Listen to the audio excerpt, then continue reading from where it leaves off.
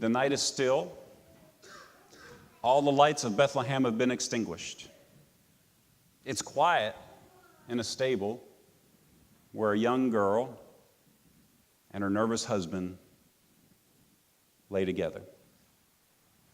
Mary cried softly, biting her lip probably at times, feeling like the pain was probably just a little too unbearable. And Joseph, with fear in his eyes, he would pace back and forth, and he would gather water, and he would say, "It's going to be okay." And he would hold her hand and tell her to push a little more. It was an exhausting night. But now they lay together, Mary and Joseph, and Mary's okay. And the baby? Well, the baby's perfect. Finally, peace and quiet, broken only by the whispers of Mary and Joseph back and forth to each other and an occasional sound, maybe from an animal.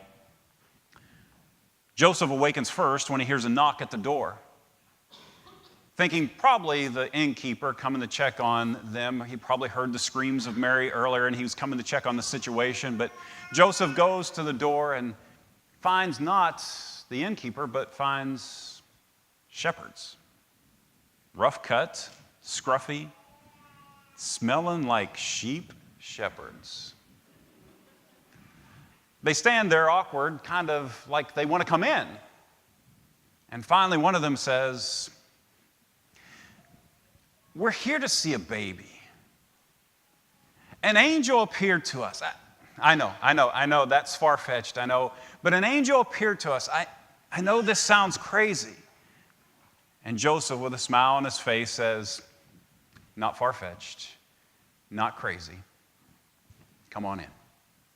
Now, shepherds, being accustomed to stables, would have been easy to make themselves at home and to make themselves comfortable. And so they sit and they tell their story. They tell of how, there was this miraculous event of angels in the sky, and they told him that they would find a baby, and he's going to be the Messiah, and they told us exactly where to find the baby, and here we are. And then they sit there silently, just staring at the baby. Did you ever catch yourself doing that, just staring at the baby? Finally, one of them breaks the silence and says, "What's his name? What did you name your boy?" Names are important to parents. I mean, parents will agonize for months, over the name of a baby. What are we going to name our baby? And oftentimes it's named after a parent or a grandparent or someone special or something special or just a name that catches your attention. You go, "Oh, I like that name. That's what we're going to name our baby." I have to admit, for Heidi and I, it wasn't very difficult. We both determined before our baby was even born it was going to be named Trail. Trail. If you're visiting, that's our chocolate lab, by the way. Okay. But names are important to both the parent and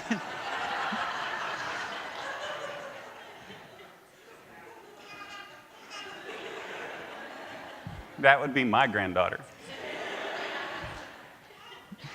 Names are important to both parent and a child. But I think some parents forget that. I think some parents forget that when they're naming their children.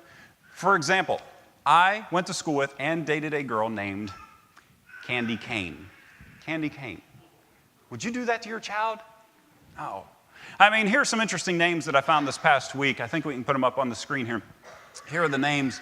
I was just looking for Sandy Beach, Crystal Clear, Barbie Cue, Rose Bush, Billboard, Forest Ranger, Bee Sting, Gym Shoe, Joking. No, seriously, what's your name? Joking. Mayflowers, Penny Candy, Robin Banks. Is that what you do, or is that your name? I mean, seriously.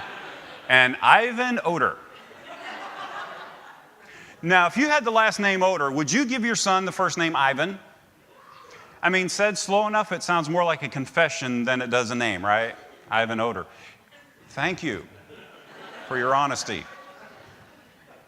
But naming a child, it's important. I mean, it's important, and it would have been even more important for Mary and Joseph. I mean, this is God's son, But fortunately for them, they didn't have to pick the name. The names were already given to him. One of those names that we find comes from the Old Testament. There are over 300 prophecies of Jesus, and they're messianic prophecies that talk about his birth and what he would do and where he'd be born. And all these prophecies came true. But one prophet by the name of Isaiah, 700 years before the first Christmas, said what one of his names would be. And we read it in Matthew chapter 1, 22 and 23. It refers to this prophecy from Isaiah 7:14. And this is what it says. All this took place to fulfill what the Lord had said through the prophet. The virgin will be with child and will give birth to a son, and they will call him Emmanuel, which means God with us.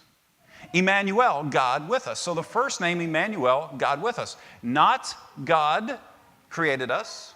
Not just that. Not just God hearing our prayers. Not just God watching us from a distance, but God walking our streets. God working alongside of us. God facing the same life pressures that we are going to face.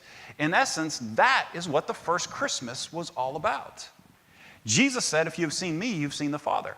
In John chapter 1, we read that the Word was God. The Word being Jesus was God. And the Word, Jesus, became flesh and dwelt among us. God allowed his Son to become a man so that we could literally rub shoulders with God in the flesh. Emmanuel, God with us. You're probably familiar with the name Chuck Colson. Chuck Colson was in prison for a while, part of the Watergate scandal. But then he became a Christian in prison, and he started Prison Ministry Fellowship.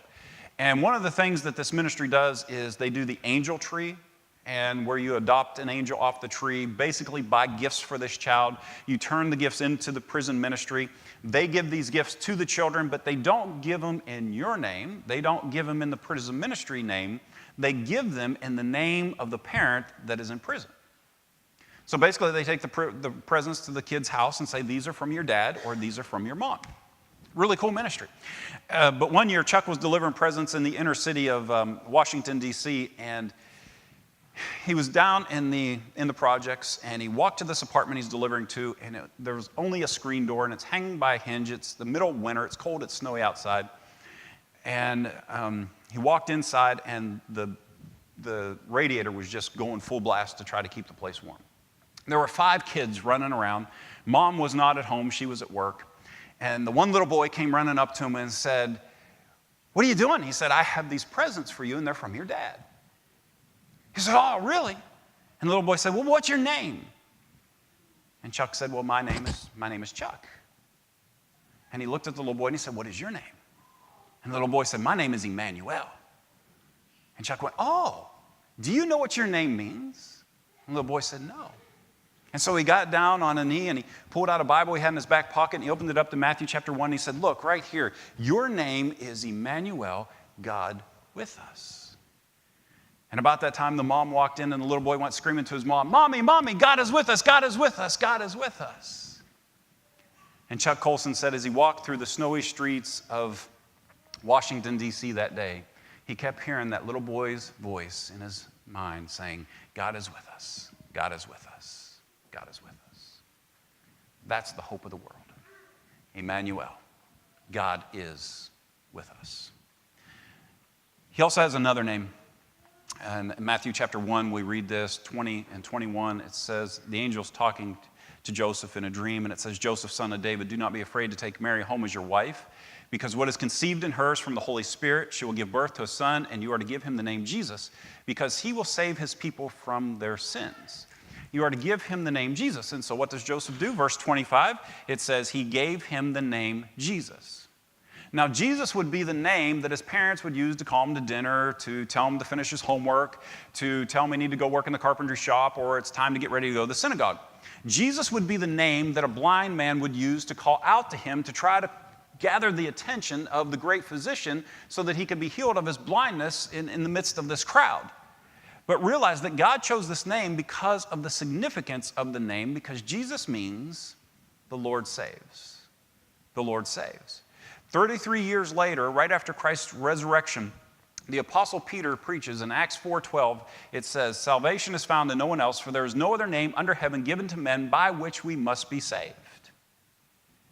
What did the angel say? The angel said, name him Jesus, for he will save his people from their sins. God selected the perfect name for the perfect Son because he is the only one that can truly save us imperfect people. And I'm imperfect. I'm not even close to perfect. Right? I got attitude issues. I can be negative. I can be critical.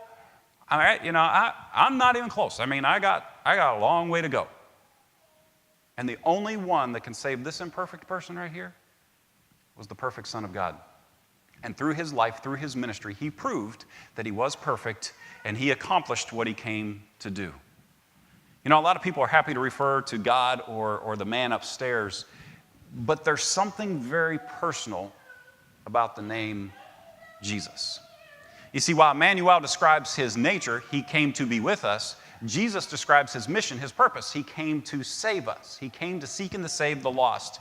The orchestration of a baby being born of a virgin, this rescue mission, that God engineered, and he did it all on his own, and he did it for you, and he did it for me. But here's the cool thing about that. If you were the only person on the face of the earth, he still would have sent his Son for you. Why?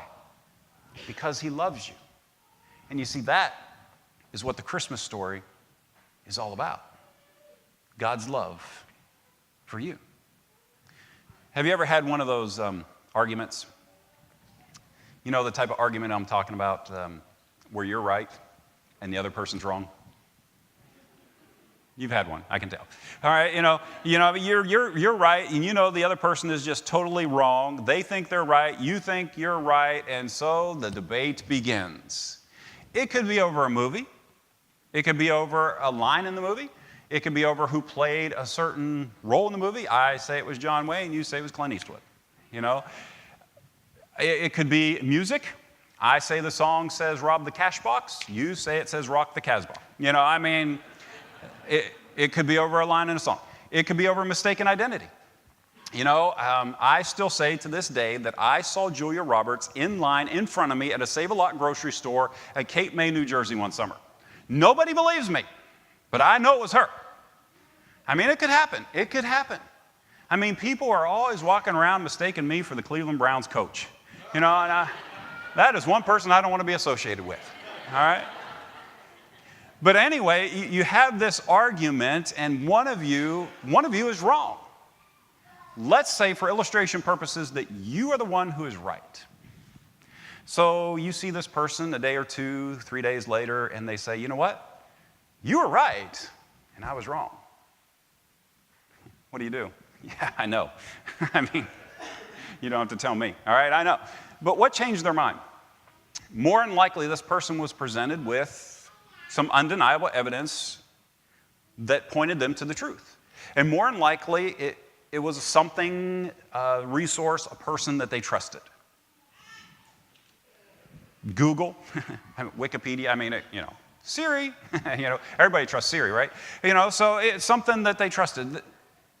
There may be some of you here tonight that you're here just out of family obligation, just to keep peace in the family.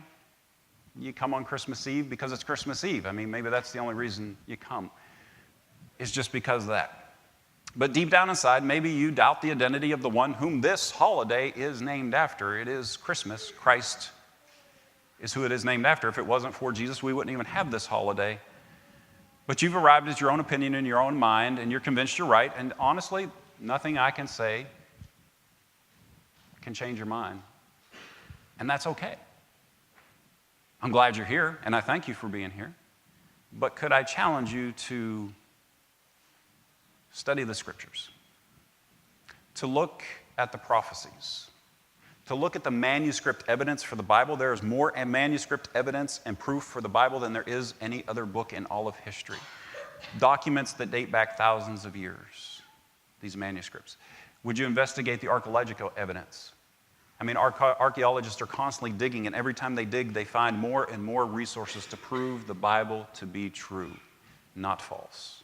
Would you look at those whose lives have been transformed? Would you read books by maybe C.S. Lewis or Lee Strobel, these atheists who went out to prove Christianity wrong, and in proving Christianity wrong, became Christians? listen to those who do believe the Christmas story. We're not perfect. We're hypocrites. But we try to live by good moral code in the Bible. Those credible sources may just introduce you to the undeniable truth of a God that left the palace and came to a barn. Or as Paul wrote in Philippians 2, he said, who being in the very nature of God did not consider equality with God something to be grasped, but made himself nothing, taking the very nature of a servant, being made in human likeness, and being found in appearance as a man, he humbled himself, became obedient to death, even death on a cross. And maybe you see Jesus as some historical figure, or a godly man, or a prophet, or a good teacher, but it stops there.